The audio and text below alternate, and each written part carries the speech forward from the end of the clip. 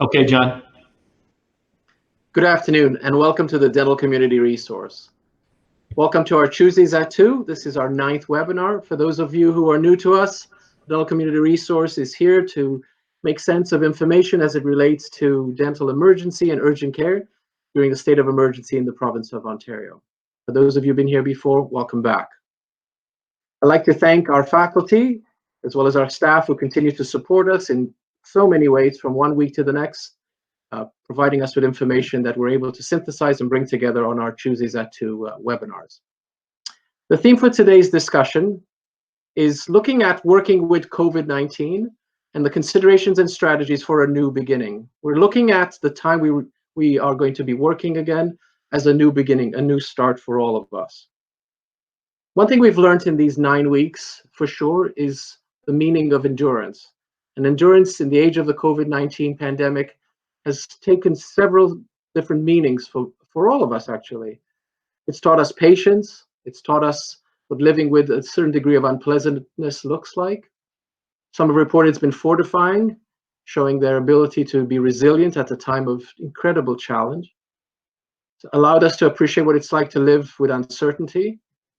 And overall, I think we can all say that we are very keenly aware that we have the knowledge that the only way out of this is going to be through whatever it takes to get through this pandemic as is. Whatever must be born will indeed be born. What we know is that we cannot control what happened to us. The SARS-CoV-2 virus has set the timeline and indeed an agenda. So truthfully, until there's a vaccine or effective treatment, it's the virus that is in control. And as dentists, that's something that we probably all struggle with because of our controlling nature to a certain degree. At the DCR, Steve, Minora, and I, and the rest of our team have really spent most of our time focusing on the future, looking ahead, recognizing that it's much better to be unencumbered by the past, leaving the old behind us, and focus on building something new, because truthfully, the world we're going to all emerge into, whether it's in our homes, in our communities, but also particularly in our practices, is indeed going to be a new one. I'd like to interrupt. Are we okay there? Please do, Steve. Yeah. I think that for me, getting through this period of time, the first, I'm going to say 2 or 3 weeks, I was totally focused on how I was going to restore my business to what it was.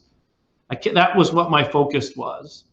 And now as time's has passed, I've started realizing and focusing on what my business was, and I'm starting to reimagine what it will be. And I think it's a very helpful place for me, and I wanted to share that with all of you. I'm starting to think ahead. I'm not looking back so much anymore. I really think the significance of what we did before is very limited with regard to what we're going to be having to face going forward. So I just wanted to emphasize that that's where I'm focused, and I'm wondering, Minora, has it had a similar effect on you? Yeah, for me, it was a matter of getting past the shock initially. And it was especially, I've mentioned this before, that 3-hour shock, not to mention other things. And then just saying, okay, it is what it is. It is, as you hear the phrase, the new norm, at least for the foreseeable future. And love it or hate it, let's move forward. Let's work with it. Let's work around it. It's not going to be the same, like the good old days, so to speak, not for the foreseeable future, but that's fine. Let's adapt and work on that. And I think that's a really good point, right? Because we're talking about this period of time in our history, in our careers, between now or whenever we get the green light to return to routine care, till there's a vaccine or treatment, predictable treatments are available, where nobody has any sense of how long that's going to be. But what we can all agree on is that we should be focusing on these priorities that reflect a new beginning. And these priorities can be described as basically, number one, safety, keeping everyone safe. That's our patients, of course, ourselves, our families, and then our team, whether you have dentists who associate with you, dental hygienists, dental assistants, and our administrative staff. We need to look also, secondly, at the economic viability of any priorities that we come up with in the long term first, and then look at them in the short term. So keeping everybody safe. I can interrupt you. If we think about the economic viability in the long term and how it relates to keeping everybody safe, if we're not safe and if people lose confidence in dentistry, it is going to affect us in the long term. I think it's very important to stress here that we wrote long-term economic viability a higher priority than short-term economic viability. Both are, immensely important. But if we make decisions that are not for the long term and cut corners in the short term, I think there will be a terrible effect on what dentistry is going forward. We have to be very careful in this period, and everything has to revolve around safety. Absolutely. And so what does that mean, keeping everybody safe? Well, this is what we're all thinking, right? We've all been focused on PPE, on administrative controls, on engineering controls in particular, because this is what we're hearing. Whether you join any webinar that you attend, social media, have led us down this rabbit hole, focusing us on conversations about things we knew nothing about up until 3 months ago, and are still discovering the importance and the relevance and the validity of all of these new things out there as they're going to relate to routine patient care. This is also supported by different information that's coming to us from other sources. As recently as this weekend, in the province of Quebec, the Ministry of Health and Social Services issued a draft was available to us on the weekend that started to outline some of the enormous details relating to these PPE and engineering controls. Guys? I think that we've been pushed down this rabbit hole. Industry, our regulators, not so much in Ontario, the regulators, but in other provinces, certainly the regulators have been giving out suggestions and guidelines or things they might be considering. We're all trying to get ahead of each other and be the first one out of the gate. And we are led down this rabbit hole where 3/4 of my emails now are about what do I think about air purification or turnover or all kinds of engineering details that really I knew nothing about, 3 months ago, as you say. I think this is a very difficult place for all of us. Most people are sitting here listening to us today talk about, what's coming forward and thinking, do we have a line on PPE? Does anybody know which mask might be good and which one, might not be? Is there anywhere I can buy an N95? That's where our mind is. But I'm going to suggest that maybe we have to take a step back from all of that. And I would even add, in terms of why we've been going in this direction, focusing so much on the top of this pyramid, which we'll expand on shortly, is you wonder social media and webinars and opinions and, oh, this research says that, and apparently that says that. And we tend to focus on such, now we can look back after 9 weeks, we can realize we're focusing on such limited things, but that's what's getting us into this pigeonhole. And we need to step back and look at the bigger picture and put different opinions aside and start focusing on moving forward, but with what our guidelines are right now. Agreed, because the conversation of PPE doesn't stop. It keeps manifesting itself in so many different ways. You can't really have a conversation with a dentist today or a member of a dental team where one element of the PPE isn't brought up, whether it's N95 masks, the fitting of masks, and all the details that come with this. There's also lots of conversation about new cleaning and disinfection protocols and what's going to be the best, what's going to be the standard, whether it's UV lights, whether it's using a fogger with hypochlorous acid, how masks should be managed from one visit to the next. Lots of conversations about things that we never considered in the past because obviously we never had to. And sorry if I may add to that, John, it's a lot of these things are, again, this is what people believe halfway around the world, and this is what this company wants to sell. And again, the social media and fear and people jumping on our fears and our concerns and the unknowns. But we need to step back for a moment and, take a deep breath, so to speak. And it's, I'm not trying to be silly in saying that or naive, but what are we supposed to do and sort of move forward with that, but not on focusing, well, they do this halfway around the world and this company recommends that. And we can't get carried away with the social media and the things in the information internet age that may be outside of our jurisdiction.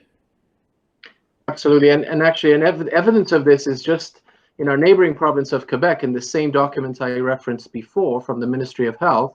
There's this whole elaborate 46-page, I believe, document, and parts of it focuses on air exchange filtration, concepts, processes that none of us have ever had to think about before. But where have we been led to? Where is this rabbit hole taken us to? Well, obviously, it's a place where has in of itself created a fair amount of anxiety and angst amongst the dental community. We sense that ourselves, of course, because we're exposed to it as much as everybody else, and then from our colleagues through our focus groups and conversations we're having. But if we circle back to the theme of keeping everyone safe, focusing on our patients and our teams, we know that as employers, a role that we can't forget we have to maintain, because it's a critical one as we run our businesses. As employers, we have ethical and legal responsibilities in the relationship we have with members of our team. We look at supporting information to this end. The same document out of the province of Quebec focused a fair amount of attention on a checklist for the employer, looking at specific things that need to be addressed in making sure that as members return to practices, that they are maintained with a certain degree of safety. We look at our responsibility to protect ourselves, our team, and our patients against risk. We can actually reference a document from the Centers for Disease Control and Prevention, which is actually now quite dated. It was published many years ago, where they've outlined the hierarchy of controls, focusing on elimination, physically removing the hazard, as the most effective, and PPE as the least effective. And right away, you'll see this is the same pyramid we shared with you earlier on in our webinar today, but in reverse, right? The most effective area is indeed elimination. So let's unpack this together. Steve? Yeah, if we look at from a dental point of view, elimination and understanding that the top part of this pyramid is much more effective in managing risk than the bottom part. Yet as dentists, we like to buy things, we like to do things. We're all focused on the bottom part of this pyramid. When I started to finally get my head around what will life look like going forward, what will it look like in our office going forward, I started to think, how can I promise my staff, my patients, and myself that I'm going to be safe? And so I wanted to learn about safety. What is the best way to keep everybody safe in a pandemic? It's limit the number of people that you're in contact with so that the possibility of them being infected is lower. So robust screening protocols, that is key. Not allowing people that are knowingly infected or may be infected or have been in contact with infected people, evaluating risks in a variety of different ways. That's key and the most effective in actually providing safety to your staff and yourself and each other and your patients. And then limit the number of people that come to the premises. We were having meetings today or yesterday, starting to put together the idea of who's going to be allowed into the premises. And I'm talking about people who service our equipment, delivery men, people that sell us, salespeople. We're not going to, during this time when there's where they're going office to office, to keep people safe, we're going to have very strict protocols about who enters this building. Substitution in a dental office really talks about, and we started looking at this, can we do some of the things that we all do to collectively here? Can it be done at home? Can we use, like Dr. Parrish told us the other day, that he's eliminated the reception part of his live reception part of his practice, and everything is done by the phone. Payments are done by the phone. There's video conferencing. Maybe we can do more consultations, more informed consents. Can we limit the number of visits? Those kind of things at the red side of this pyramid are much more effective in keeping people safe than trying to get PPE. So limiting the amount of people that we allow into the facility and limiting the size of the workflow of people that come into the building, that will be a critical part in trying to keep people safe. Minor, do you want to talk a little bit about engineering? Yeah, well, engineering and heading down to all the way down to PPE, it's almost humbling, or it's a wake-up call, actually, I should say. It was for me when I saw this inverted pyramid from the CDC, where what I thought was so important, or the most important thing, because I almost got caught up in all this hype and scare and limited availability of masks and whatnot. Realize in the end, when you look at the big picture, it's the least important thing according to this inverted pyramid. And even engineering controls, and there's so much talk about that, and air exchange and what HVAC unit you'll have. It's still not nearly as important as what you were just saying, eliminating the source of the problem, whatever that might entail for your particular practice. So it sort of may highlight why, before we get ahead of ourselves and say we need to now invest a ton of money in this new air exchange unit, if we can, should we not?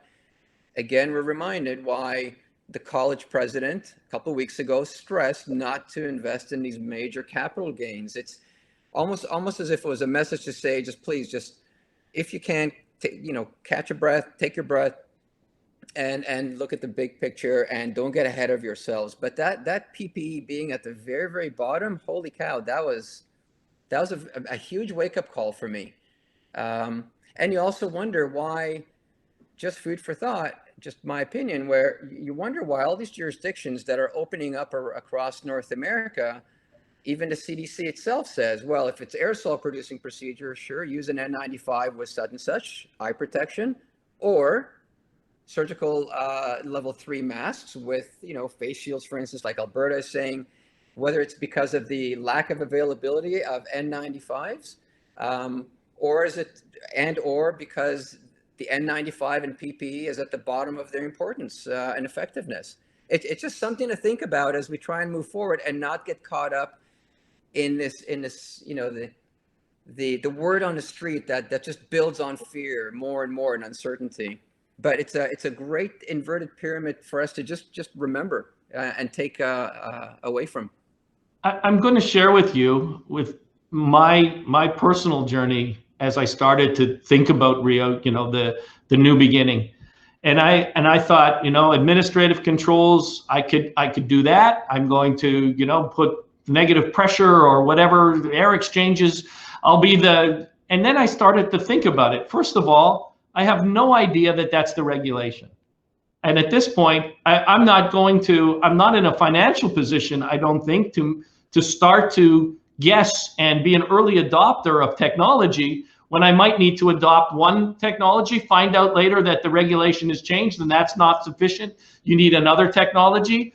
I'm going to wait a little bit, because I'm also not sure that there's going to be, until things settle down, a huge rush of people coming to the dental office, until there's a certain amount of safety that's been established in the community. So I think we all have some kind of time here to listen to the regulations. I don't think we're going to run out of air exchangers or people that will come and modify our operatories or whatever we need to do. But I'm going to wait, and I think it's wise to wait until the regulations are clearly at hand. Even the document, John, you're referencing, that is really an outline rather than a document in Quebec, that goes on to say that all of this might change. They're just suggesting the newest evidence. They're not saying it's a guideline. This is what the Ministry of Health has reported to their dental college, but it's not a guideline, nor is it a recommendation. So we're no closer to finding out what's going on because of these recommendations or this guideline or this document than we were a week ago. So I think we're all really focused on this.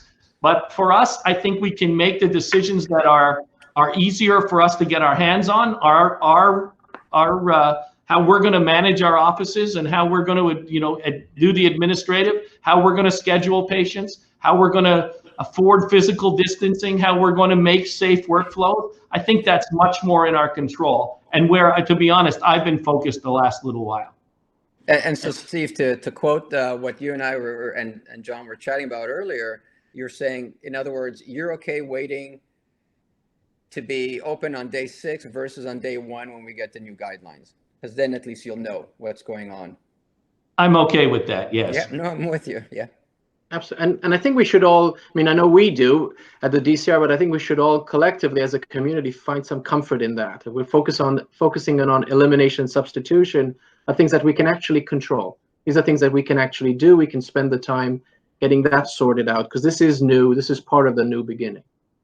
So obviously, in light of this upside down pyramid, the best way to stay safe then is to not allow the virus to enter our office. And all of you are thinking, well, John, you must be crazy. How can we survive without patients and staff?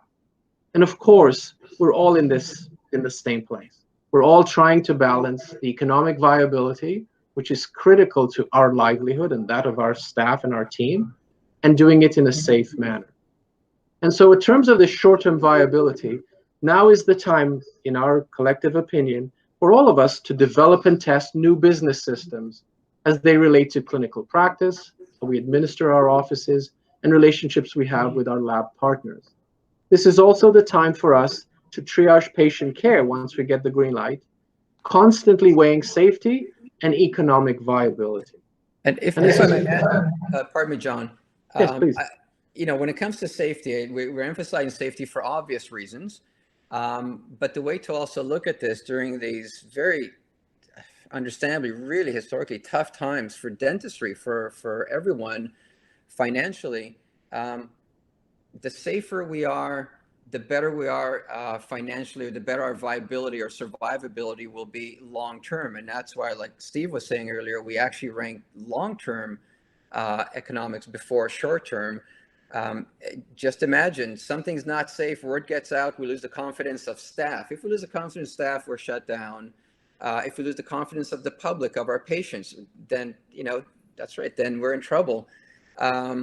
And so being safer also means better financial and survival gains long term.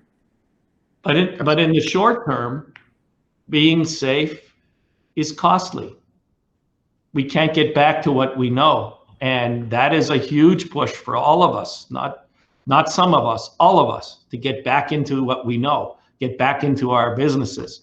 So the question, John, is how long? And that's it, right? We're all thinking, okay, so we understand and appreciate the merits of doing things safely in an economically viable manner. How long can we do this during this period of time, during this initial phase, since we've been closed due to the virus? Well, we're all waiting for the likelihood of fewer people having the disease entering our practices, right? That's one of the indicators, because nobody knows. Nobody can give us any sense of a specific time point. If you look at where this arrow is pointed, which is the day that we closed, and look at the number of cases, you can see where we're at today on the other side of this curve. So obviously things are trending in our favor, as they should. And we have to continue to observe the number of new confirmed cases in the province to give us a sense of that. That's probably the only reliable guideline we have at this timeline we have at this time. But where are we all today? All of us have spent these last several weeks getting ready. And because, of course, that's just our nature as dentists and any of us involved in dentistry, and also because there are so many cues coming at us, as we've discussed, social media, conversations we're having to get ready. The big question, of course, is you can only get ready once we have guidelines. And right now, the light is saying red as far as routine care, and we're all anticipating these guidelines, which is what we're going to adopt and adapt in our practices for our new beginning. Having said that, none of us are capable, I think, of sitting we're restless and sitting still. But we're getting ready. And the big question, of course, is what are we getting ready for? I think there's almost like a sense of dread amongst many clinicians who feel that they should be prepared. Talking to each other, watching webinars, social media, I'm doing this, I'm doing that, and I get a fair number of calls, as the three of us have. Calls and emails saying, what do you think of this? Should I be doing that? Should I be preparing? And it's a question that I can't answer, not just politically I can't answer. I can't answer it. I can't answer it for myself. I have the same feeling of dread as the rest of you do. Should I be doing something? Should I be the first one ready? I wish I didn't give my PPE to the hospital. That was a mistake in retrospect. Now I'm not ready to open at the volume that I want to open.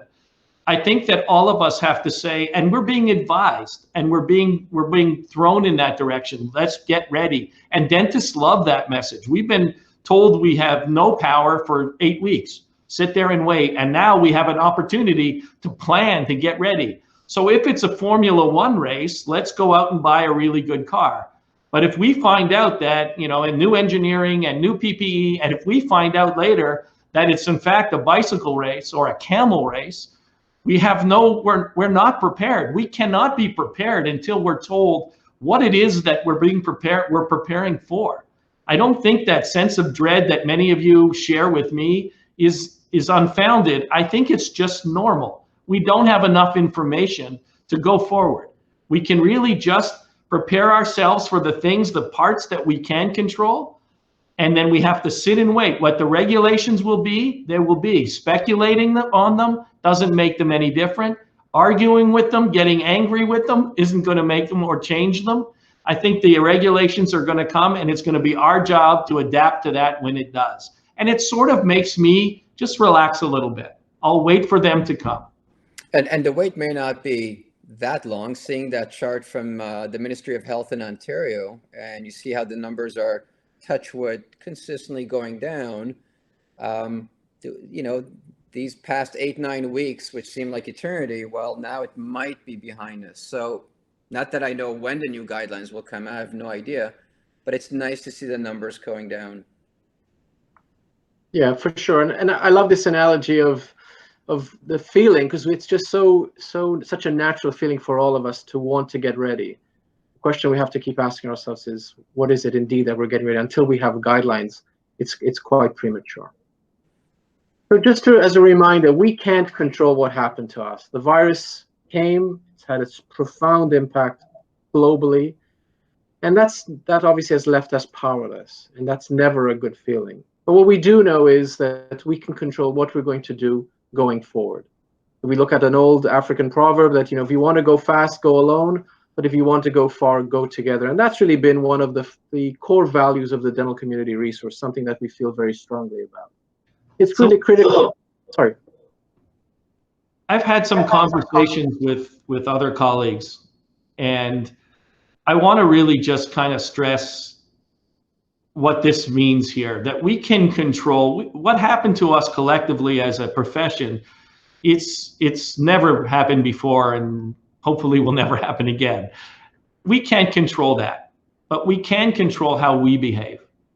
And I've been approached by colleagues who are saying, you know, you're a big office, let's get a container load worth of, you know, of PPE. We can share it. We can be ready. Nobody else will be ready.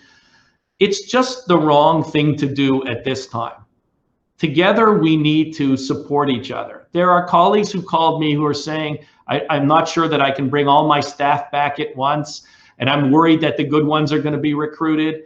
And I was telling them, you know, I'm hoping that as a community, we can respect each other, that we can support each other. And if we have PPE and we're not having big staffs, then we can distribute it and we can work collectively. We have enough working against this virus. Let's try to have a different mentality than dentists are often accused of having, at least amongst ourselves. Absolutely. And what we want to avoid, obviously, is the crab in the bucket mentality, right? Where we're competing with each other. This is definitely not the time for that. Now is the time for us to be cooperative, to be looking out for each other at a very critical time. When we look at the question of how will this pandemic end, I think it's safe to say that it indeed could end socially before it ends medically. We can't underestimate the social psychological issue of exhaustion and frustration that we're feeling, our families feeling, our patients and our staff. You start to hear people say, you know, enough is enough. When is this going to end? That fatigue that has set in is going to be a force for us to also consider as we plan our new beginning. So today we focused on a few key points. This is what we wanted to highlight for you. We went through the risk pyramid as it relates to COVID-19, looking at it as a regular standing pyramid, which is what we've been focusing on, and then turning it upside down the way we believe, at least, we should be considering our role at this time. We spent quite a bit of time talking about the importance of the role we have as employers and with respect to our dental team, those considerations. We want to be safe, reconciling and balancing that with being economically viable. We asked the question, what race we're preparing for, as a reminder that until we have official guidelines, that we have to be careful get some comfort in knowing that it's probably best to focus on the things that we can indeed control. And last, but very importantly, the need for us to be cooperative rather than be competitive at this critical time. Guys, do you want to add anything? Yes, I would say that, again, it is nice to see that the numbers going down. So the time to prepare, the light at the end of the tunnel might be near. But when you look at all these points that we talked about, it really all centers around safety first. Safety, if you're safe, your staff are safe, they'll be more likely to come in and remain in the office. Your patients will be more encouraged to come in, they'll have more peace of mind, which in the end will bring also some financial freedom, if I could say that, but it'll make sense economically, but it's still centered around safety. So for obvious reasons, but also economically, it all comes together around that. And you know, if you could remember that pyramid from the CDC and where PPE is relative to elimination, that's a humbling point to remember as we run so frantically after N95s and things like that and fittings and whatnot. Steve? It's tough to dig yourself out of that rabbit hole when you fall in. I know I was in it. I had some help and I came out of it.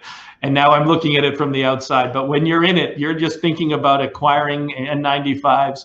That's where, you know, and what kind of, you know, air turnover do I need? And that's the world that you live in. And I think we have to all take a bit of a step back and prepare for the new beginning.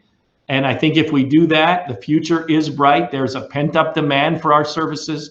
We are an essential service of anything, and looking at the number of phone calls that a lot of you are telling me you're getting, we are an essential service. People need us. And we will be back and we will be relevant again, and we will have our businesses and thrive once again. We just have to be patient, get through this thing, stay safe, and be smart and not drive ourselves and stress ourselves. We have enough outside stress. We don't have to create more for ourselves. That's the message I wanted to leave. That's great. Thank you, Steve and Manor. So with that, we'd like to remind you that our focus group conversations continue. It's an opportunity for us to be engaged with you in a more informal but intimate way virtually. Please feel free to sign up either on the link available in the YouTube description or on our homepage. That looks like this. We've benefited enormously from chances to chat with you, and hopefully you found some benefit from those conversations too. And John, that those focus groups really help us determine what it is that we need to talk about on these sessions. It's from you that the people that we're in contact with who really kind of guide us. So it's greatly appreciated, all the feedback that we've had. Terrific. Please sign up. We look forward to chatting with you. Also, I want to remind you that information as it emerges continues to be posted on our site. We try our best to keep that updated on a daily basis. And please consider subscribing to our YouTube channel, and don't hesitate to email us at community@dentalcommunity.ca with any questions. I'd like to remind you we'll be back again in a week's time for our Tuesdays at 2 on Tuesday, May the 26th. Be well and stay safe. Thank you. Take care, everyone. Bye, everyone.